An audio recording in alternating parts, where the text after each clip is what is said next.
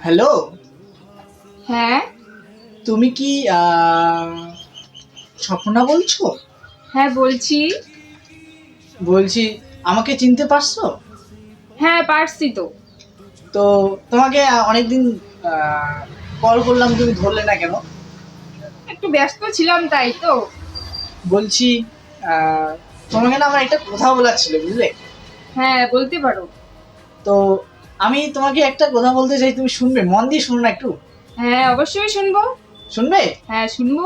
তো আমি না হ্যাঁ।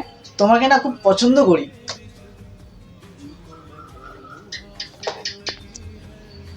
তুমি কি আমাকে পছন্দ করো? না। তুমি কি কাউকে ভালোবাসো? না।